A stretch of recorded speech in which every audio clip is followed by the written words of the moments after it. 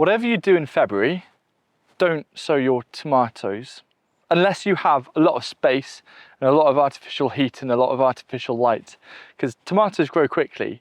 But there are other things that we can sow that either need a bit more of a run up into the growing season or are pretty hardy and don't need the kind of pampering, tender loving care that tomatoes need. So tomatoes, wait until March. First half of March is usually a really good time, a nice kind of like sweet spot, because if you've got your last average frost date in early to mid-May, like we do here, starting them off in February, the plants are going to be potted on a few too many times. It's going to stress them, and I've got other things to sow. And so today I'm going to focus on two lists. I've got my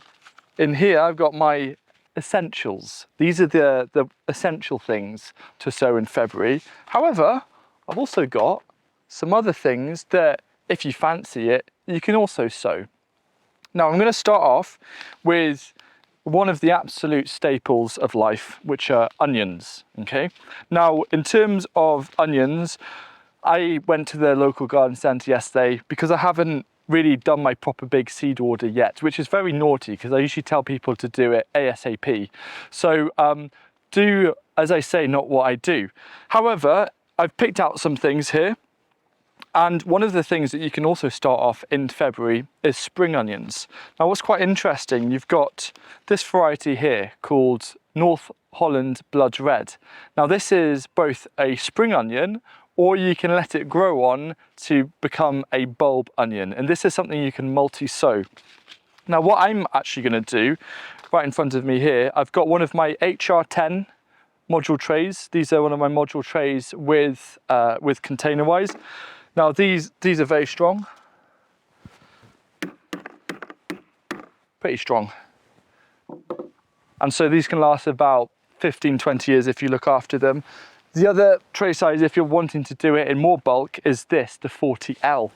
So in here, what I'm going to do is I'm just going to, around 1 centimetre deep, module sow 8 to 10 seeds of spring onions, because I love spring onions.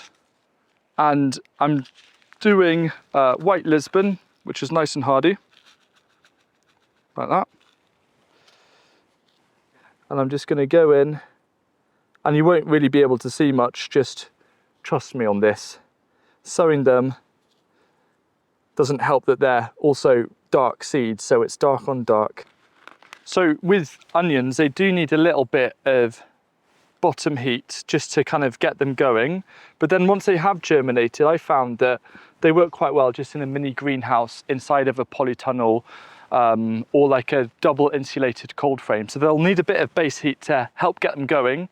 And then once they're going, they're nice and hardy. So they'll just carry on growing nicely. Remember as well to label. Now, you might have seen my previous video where I talked about this pen, which is the Staedtler Lumicolor Permanent, my absolute favourite. You can use a 2B pencil if you want, but I really like using ink, so it's totally up to you. The other thing I'd recommend as a variety for winter storage, I'm not going to pronounce it, but you can just read what it is. This is a nice one to start from seed.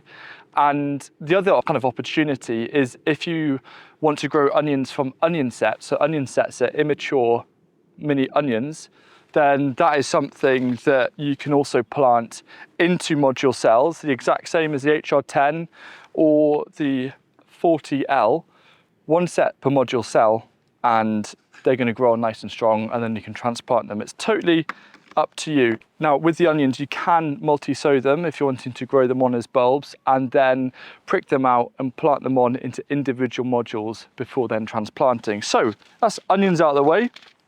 The other area that I would go into for February sowing as like an essential are going to be celeriacs and the very closely related celery.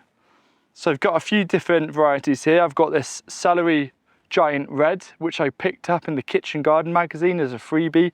I love a freebie, so thank you, Kitchen Garden magazine.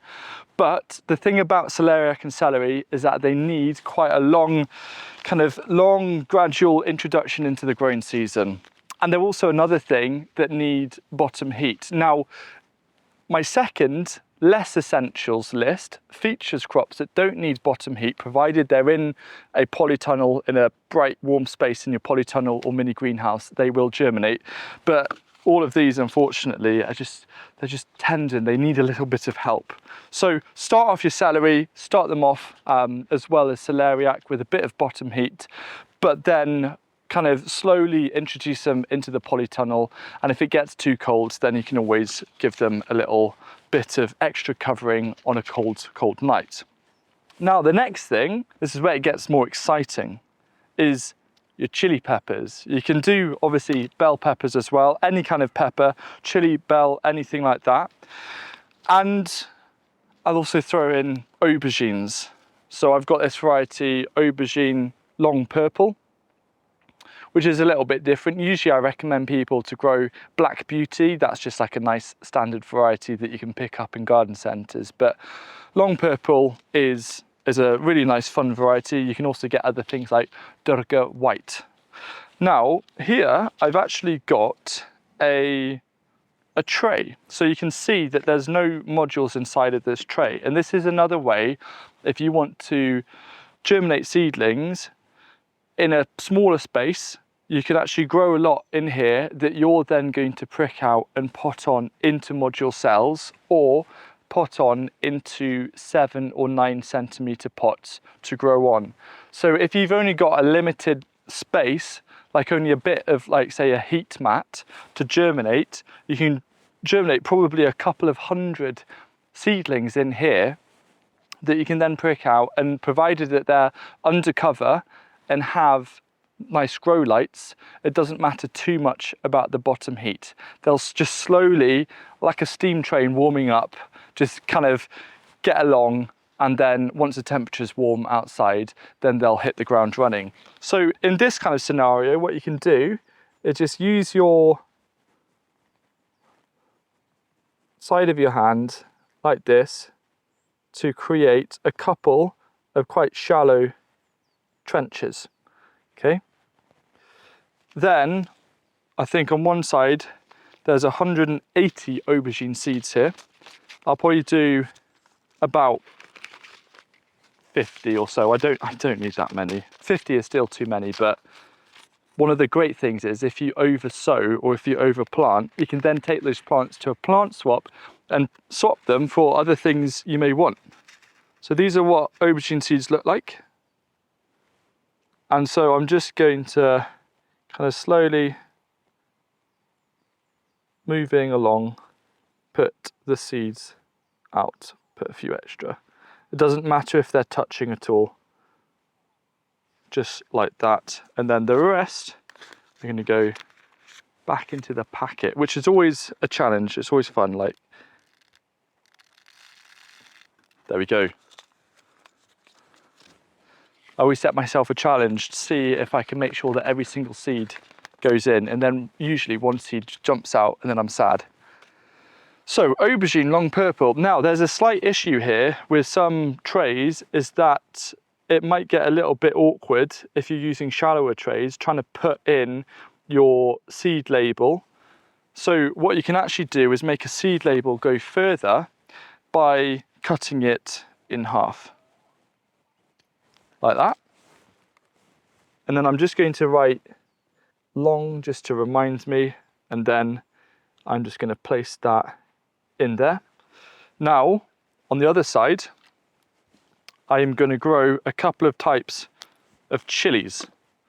So what I'm going to do, I've got Trinidad Perfume as a chili. Now this is apparently has the flavour of a Trinidad without the heat. So that will probably suit a British palate a little bit more. So I'll just quickly write Trinidad chili, so I know that that's going in there. And then the other one is jalapeno. There I was, so confident knowing how to spell it, and I put an E instead of an A. So I'm going to use that to mark where the seeds are going to go. And then I'm going to get the Trinidad, There's only 10 seeds in this packet, so it doesn't need as much space as the other one. I could probably bring that in a bit further.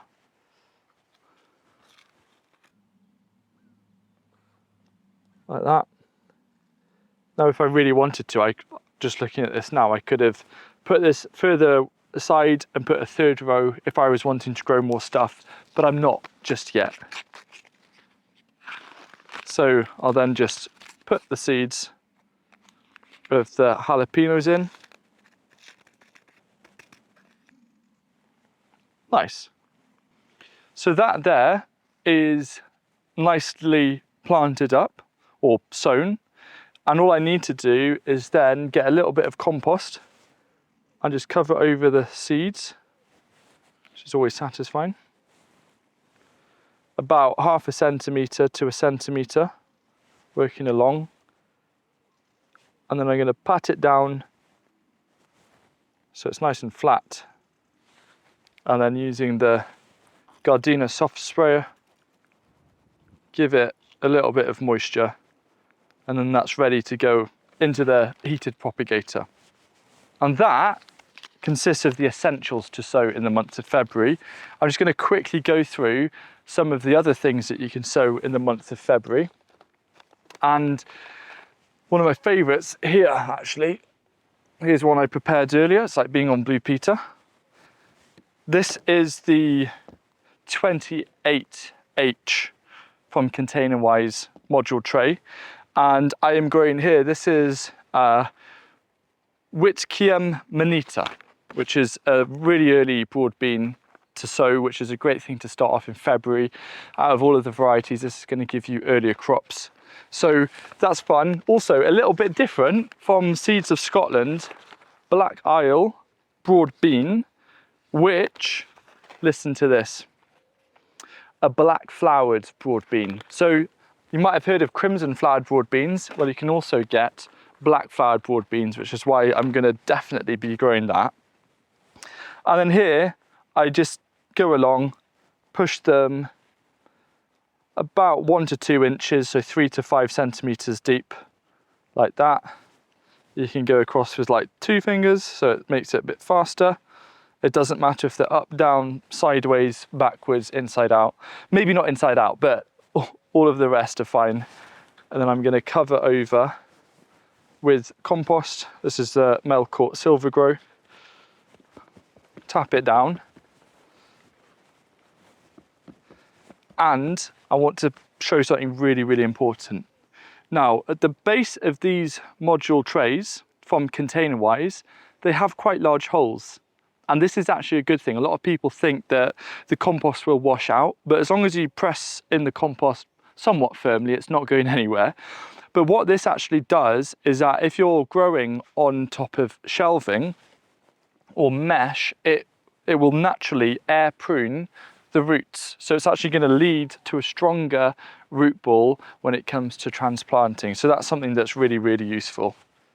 Now I'm just going to label this, and that's that. Honestly, it's so exciting to be getting all of these things nicely sown and ready. By the way, little tip here, and I had forgotten before, but if you are growing chilies, you could also just get a little pot like this, put, only if you need a few plants, 5 or 6 seeds on top, cover with a bit of compost, and that's going to work just fine before then potting them on into larger pots or into individual pots. Also, another thing, this here is from Container Wise, and anything that you're sowing, especially this time of year, yes, the broad beans are going to sprout. Yes, you know, in here, I'm going to actually be planting some of my brassicas. So I've got, for starting off the brassicas in February, I've got cauliflower and cabbage, greyhound cabbage here. And I'm going to plant 2 seeds per module in either of these sets of the HR20 tray that has this, which is going to create a nice little warm environment to just encourage them, to give them a little helping hand to germinate. And then I can move this off and move this onto other things that are growing. Now this as well pretty strong, okay? I just wanted to demonstrate because yes, the price is a little more expensive, but it's that for a reason. So this then creates its own really sweet little propagation greenhouse with the option of ventilating. And if you can, do start off some cabbages now and some cauliflowers because you'll be able to enjoy those kind of early summer. The other thing, of course, is going to be peas. Peas is a great one to start off. Your garden peas, sugar snap peas, all of those kind of things. And finally, what I would say, if you can, start off your parsley, because parsley, it's quite slow to get going. It needs a little bit of help, a little bit of warmth to get going. So it'll work really well in this. And then once it does, you can pot it on into individual pots and you'll be able to enjoy loads of parsley. All of the other herbs can be sown in like March, April, May, and they grow really, really quickly. But for whatever reason, parsley just wants to be a little bit different. Now, before you go, 2 videos you should check out. One is with Penny Edica, showing you a different way of starting seeds, which I really, really love. And it's a great way to save costs and money and also propagation space. And also this video, all about sowing in modules. So enjoy those. Make sure you pre-order How to Grow Food, and I'll see you again soon.